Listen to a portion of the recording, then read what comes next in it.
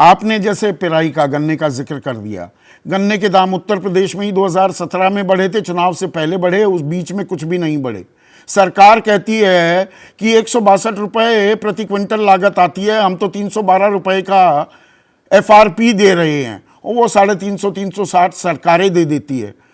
और बाकी जो अनुसंधान केंद्र हैं, पंतनगर में हो, लखनऊ में हो, वो कहते हैं 362 से 412 रुपये तो लागत है। और जो GST कृषि के उपकरणों पर लगा दिया गया है, उसके चलते किसान और किसानी, क्या कोई लाभकारी कार्रवाई भी रह गई है, या ये नुकसान का सौदा हो गया है किसानी? बताएंगे।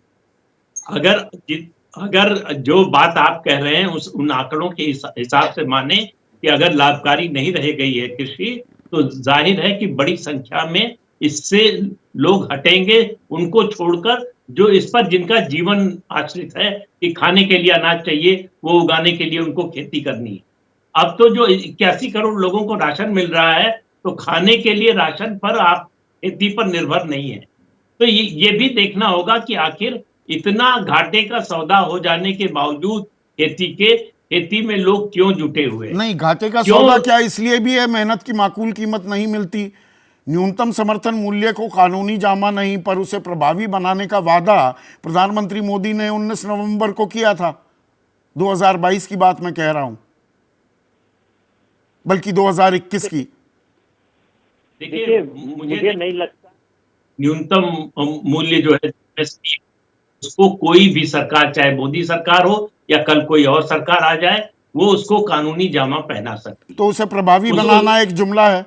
उसको प्रभावी बनाना जिम्मेदारी है, ज्यादा से ज्यादा लोगों को C2+50% स्वामीनाथन आयोग की जो सिफारिश थी जी, हमने लागू कर दिया। वो 2015 में तो सुप्रीम कोर्ट में तत्कालीन additional solicitor general Maninder Singh ने कहा अर्थव्यवस्था का बेड़ा गर्क हो जाएगा। ना C2+50 मिल रहा है और ना ही MSP प्रभावी हो रही है।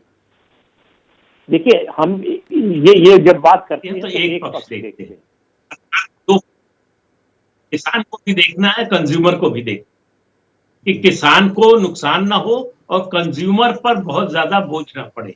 इन दोनों के बीच का संतुलन स्थापित करना पड़ता है। उसमें किसान का निश्चित रूप से जो अपेक्षा करता है या जो उसकी मेहनत है, उसके अनुसार उसको नहीं मिलता है।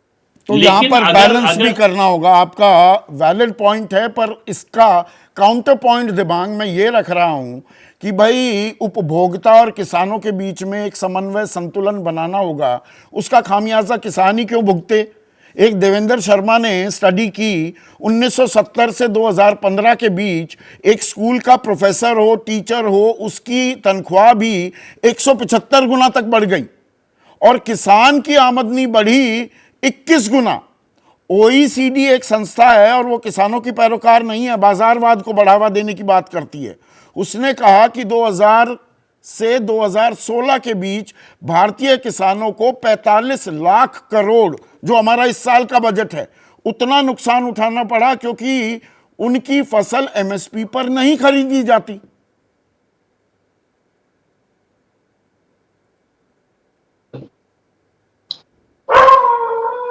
जी हाँ, बिल्कुल। और देखिए, अगर किसानी इतना ही ज्यादा उससे पैसे मिल रहे होते या किसान की स्थिति उतनी अच्छी होती, हम जानते हैं लगातार खबरें छपती रहती है किस तरह से किसान आत्महत्या करता है।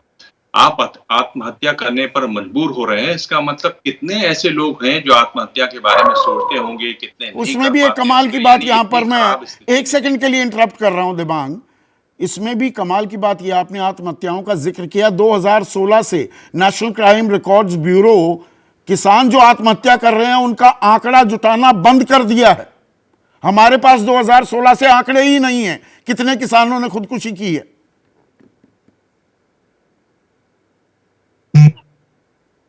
जी हाँ, बिल्कुल। मैं इसी बात पर आ रहा था, मैं जो आपने कहा मैं इसी पर आ रहा था। आपने एक तरीके से मेरे मुंह से बात छीन ली और मैं आगे जाना चाहता हूं। देखिए, सरकार ने जो 1881 से, आप ये सही कह रहे हैं कि किसानों की वो गिनती नहीं होती है। अब 1881 से लगातार देश में हर 10 साल बाद एक सेंसस होता है गिना जाता है कितने लोग हैं। आप जानते हैं कि इस बार नहीं हुआ वो सेंसस। आपने कहा कि कोविड है और सारी बातें हुई, सारे चुनाव हो गए, लेकिन सेंसस नहीं हुआ। कहा कि 24 के चुनाव के बाद होगा। इसमें लोग आरोप ये लगा रहे हैं कि बहुत सारी नीतियां हैं आपकी जिनकी पोल खुल जाएगी अगर सेंसस होता है।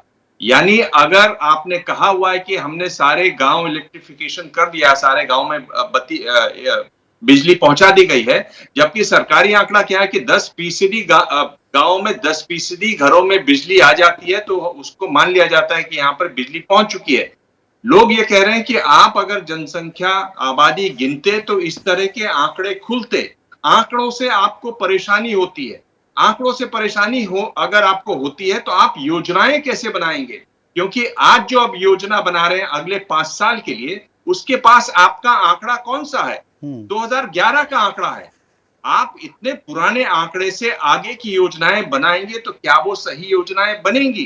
फिर आपकी वही बात आ जाएगी। ये यहाँ पर कहीं ना कहीं विपक्ष की भूमिका महत्वपूर्ण हो जाती है, जो आप लगातार कह रहे हैं। अगला सवाल जो हमने पूछा वो ये कि अमीर और गरीब के बीच आय में असमानता कितना बड़ा मुद्दा है। सरकार को भी ये समझना चाहिए, हमारे पास आंकड़े नहीं होंगे तो हम कैसे लोगों के लिए सही योजनाएं बना पाएंगे? सही बात है। उन्हीं आंकड़ों के आधार पर ये बनाए जाते हैं। बेरोजगारी का आंकड़ा देखिए तो 19 में एक आंकड़ा आया था, उसके बाद सरकार ने 45 सालों में सबसे ज्यादा सरकार ने कहा कि नहीं, ये आंकड़ा अंतरिम आंकड़ा है। हाँ, 2018 में, वो 2019 में बता दिया था। जैसे ही घड़ी का काटा दोपहर 2:30 पे आए, बबीता जी का दिल सास बहू साजिश के लिए मचल जाए। और ये है इनकी बहू, पूरे दिन ऑफिस की टेंशन हो जाए गॉन जब ये करें अपना फेवरेट शो फ्री टाइम पे ऑन। इनकी तरह आप भी देखिए अपना फेवरेट शो अपने टाइम पर और डाउनलोड कीजिए एबीपी लाइव ऐप अपने स्मार्ट टीवी पर।